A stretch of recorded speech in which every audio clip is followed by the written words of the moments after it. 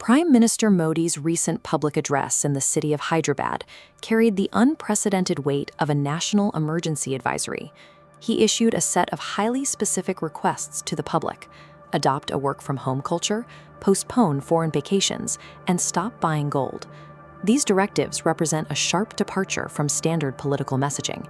Asking an entire population to alter their daily routines is a measure typically reserved for global pandemics or acute national crises. This alarm is a reaction to a massive financial shockwave currently rolling in from the conflict in the Middle East. In a hyper-connected global economy, routine civilian activities like commuting or booking a foreign flight are now national security vulnerabilities. The crisis originates near the Strait of Hormuz. Amidst escalating tensions, this narrow waterway serves as a critical bottleneck for the world's oil supply. The math surrounding this conflict is grim. Before the fighting, crude oil sat below $70 a barrel. Now, prices threaten to surge past $120.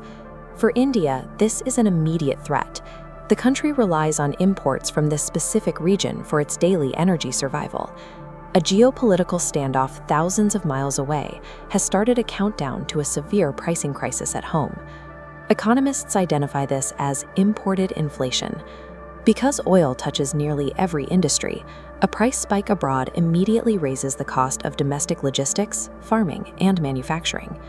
The immediate battleground for this crisis is the neighborhood petrol pump. This reveals the government's intervention. As global crude prices spike, Indian retail prices stay flat, forcing companies to absorb the hit. That widening gap represents a significant toll. To maintain this ceiling, energy companies lose 100 crore rupees daily. The government silently subsidizes the nation's energy to prevent economic panic. However, absorbing losses at this scale is mathematically impossible to sustain indefinitely. The core problem comes down to currency. In global trade, India purchases imported oil using US dollars, rapidly draining the nation's foreign exchange reserves. This explains the focus on gold. Just like crude oil, almost all gold inside the country is imported and paid for in US dollars. India is the world's largest importer of gold, with demand driven almost entirely by emotional purchases for festivals and weddings. The same logic applies to foreign travel. When citizens take vacations to Europe or America, they spend from that same critical pool of US dollars on airline fuel, hotels, and shopping. This visualization shows the immediate danger. Essential energy imports and non-essential civilian spending are simultaneously draining the same finite reservoir of foreign currency.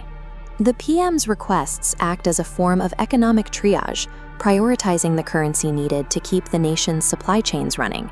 For those who remember the 1991 crisis, these extreme warnings might signal an imminent economic collapse. The data shows a massive difference in stability. Look at the bare, weeks-long reserves of 1991 compared to today's foreign exchange war chest, which sits near $700 billion. Despite a fortified banking system and this immense cash buffer, extreme energy shocks still leave the Indian economy vulnerable to the effects of imported inflation. A financial shield buys a nation time, yet no reserve can permanently withstand an unyielding global energy shock without the cooperation of the public.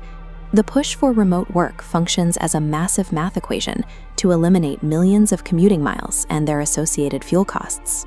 By dropping the nation's daily diesel and petrol consumption by even a fraction, the country saves billions in foreign exchange over the coming months. Prime Minister Modi's address was essentially a call to economic patriotism. In this context, delaying a jewelry purchase or logging in remotely are active defensive maneuvers. In the modern global economy, national defense is no longer limited to armies at the border.